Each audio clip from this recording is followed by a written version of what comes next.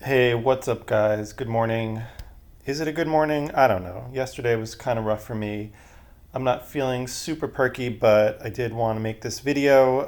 But forgive me if I'm not as fun and professional as usual. I think I'm just gonna call it like I see it with no filters. So let's get right to it. We had day one of the US Open. Obviously, the big headline was Serena versus Maria, and I think we all know what the outcome was. Serena trounced Maria. It was actually kind of inspiring to watch. And, I think it's really interesting. People always ask Serena about her record versus Maria. It's something like 19 and 2. And what it is about Maria's game that brings out the best in Serena, how it is that Maria's only been able to take a set off of her in the last 15 years. And, Serena always gives a really nice euphemistic answer saying, I don't know what it is. She just brings out the best in me. Maybe it's because she's really tall and her balls come right in my strike zone.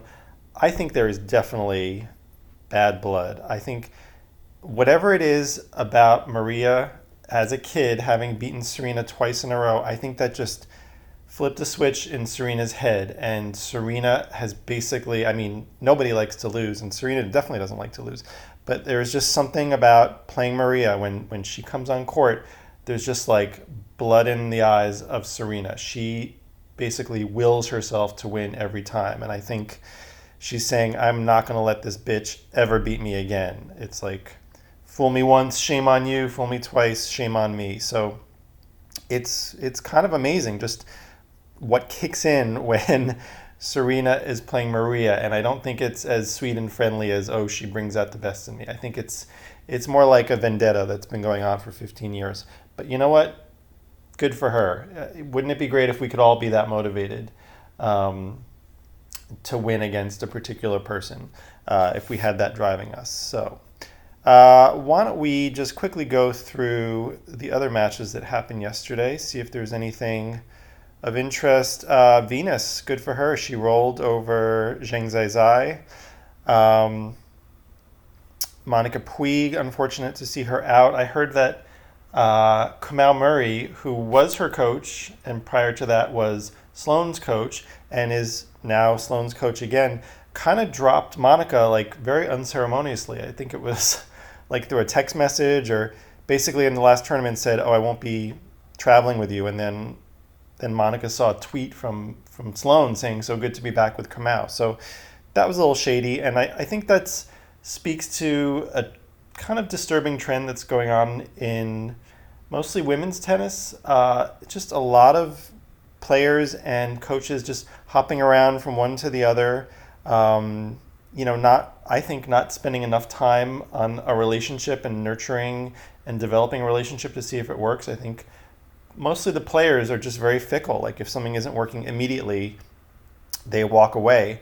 And we've seen this with a number of players who've won multiple majors in one year. I think you know who I'm talking about, who suddenly dropped their coaches. It's like it was working. Like maybe your personalities don't mesh perfectly, but if that person helped you win two majors in one year, like I say, if it ain't broke, don't fix it. So um, Kenin versus Van de Wey, everyone was predicting this would be a blowout because Coco has had a really rough year and Kenin has been on fire. But it was competitive. Um, but Kenin was definitely the favorite there. Um, who else? Madison, she's fresh off of her Cincy win, looking good, feeling good.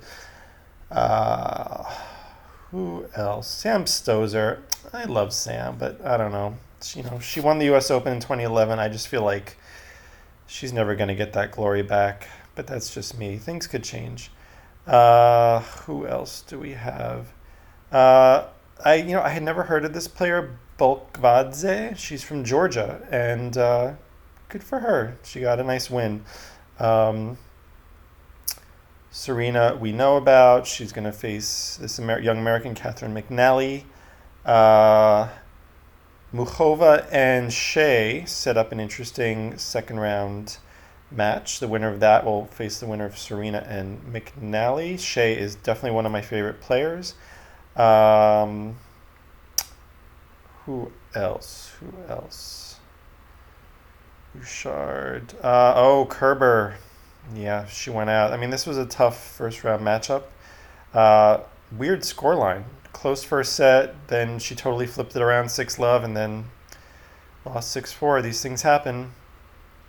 Uh, who else do we have? Oh, Barty had a little bit of a scare. Lost the first set 6-1 to Zarina Diaz from Kazakhstan. Diaz is not a bad player, but, I think Barty was probably shitting a brick after that first set. But good for her. She turned it around. So let's quickly look at some of our matches for today. That was the bottom half. Then we're going to get all the top half matches being played today. Naomi Osaka, number 1 seed. I hope she makes it through, but anything's possible. Let's just say it, she's a little bit emotionally fragile. If things aren't going her way in a match, I feel like she kind of gives in. They're always talking about players having grit and being great competitors. I think there's a weakness there with Naomi Osaka. I think if she gets down on herself emotionally, she just kind of gives up. Carla Suarez Navarro, I actually love Carla. I gotta say, she's more of a clay court player. She's not glamorous and beautiful, and people don't idolize her, but she has a solid game. She's one of the few women with a really good one-handed backhand. Last year, I was actually working at the U.S. Open, and I remember when she beat Sharapova in the 4th round in a night match, nothing made me happier. So I'm pulling for Carla. Who else do we have? I talked about this, the battle of the Belarusians, Sabalenka, Azarenka. I don't know how this is going to go, but it'll be interesting. Who else? Richel Hogenkamp. Say that name 5 times fast. She is a player who's been kind of just on the margins. Most people don't know her. I think she's a qualifier. But I love her game, and she's one of the handful of out and proud lesbian tennis players. So go Richel. I'm pulling for you. Who else do we have? Halep over Gibbs. Townsend, love her game. Old school lefty serve and volley. I would love to see her go deep. People have a lot to say about Taylor's weight and the fact that she's not tall, thin, and beautiful. The truth is, she's heavier than the average player. But I don't know that losing weight would necessarily make her better, but it's something people love to harp on, and I think people need to get over it. I think if Taylor and her team really thought it would make a huge difference, she'd lose the weight. But I think in some cases, you just need to accept who you are and what kind of body you have. Wozniacki, I don't know. Caroline's been very fragile lately. I could see her going out first round. Collins Herzog. This is a battle of the Ice Queens. You might remember Herzog was one of the wins that Coco Gauff had at Wimbledon. Love her game. Very aggressive, great volleys. She's got these like serious tattoos, but there's something very icy about her. And it doesn't get icier than Collins. She's got some serious attitude. So that should be an interesting match to watch. Andreescu just won in Canada. She's definitely one of the phenoms who I think is going to go far. Sloane, we were just talking about her. Now back with Kuma Murray. Should be an easy win for her. Muguruza also has been not doing great things. Muguruza is the proper pronunciation since she's from Spain. Ali Risk had a great run at Wimbledon, so I say this goes either way. Who else? And then we have Kvitova against her fellow countrywoman, Alertova. All right, guys, let's quickly go to the men. The only real standout match for me yesterday, and granted I didn't see them all, was Roger. Everyone was making jokes about, who's this guy? Nagal, sounds like Nadal. He's a qualifier. He plays mostly on clay. He's earned $58,000 this year. But guess what? Nagal came out to play. He took the first set off of Roger. I was a little nervous for Roger. It's funny because I was getting flashbacks from last year, fourth round, when Roger lost to John Millman. It was not that hot last night, but Roger was literally sweating. Like, he looked so out of sorts that he was sweating, his hair was messy, he was like, had 5 o'clock shadow. He just looked out of it. Things were not firing correctly. Um, and I was worried, like, God, what would that do to Roger's psyche if he lost first round to a qualifier? But fortunately, he turned it around. It wasn't super easy. In fact, in the final set, when he was serving for the match, only up a break, he was down something like love 40. So not an easy win for Roger, but I'm hoping it sort of sharpens him up and makes things easier for the next round. So why don't we talk about today's matches? All right, we have this very competitive match, I'm hoping, versus Tsitsipas and Rublev. As I mentioned, Rublev has been hot. Tsitsipas is the number 8 seed. Expect anything to happen. Johnson Kyrgios. I love Johnson. He's just got a great story. College player, just a nice, humble guy. He's been through some personal stuff lately.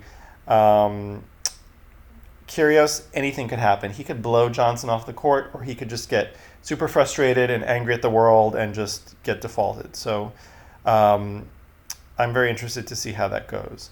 Battle of the Canadians, Shapovalov, Auger-Aliassime. I just think, given the momentum and the trajectories of these guys currently, I think this is Aliassime's match to win. Who else do we have? I don't know. None of this is really exciting me right now.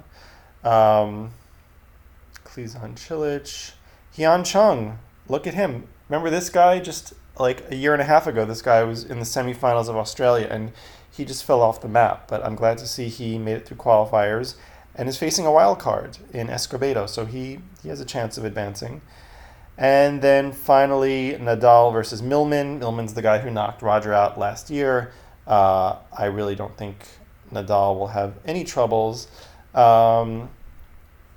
Anyway, guys, that's it. Sorry if I wasn't as bright and perky as usual, but to be honest, I don't know that any of you are listening, and this is really just, for me, it's about discipline. It's about getting it out there, being real, and if you like this, well then I'm happy to make more videos like this.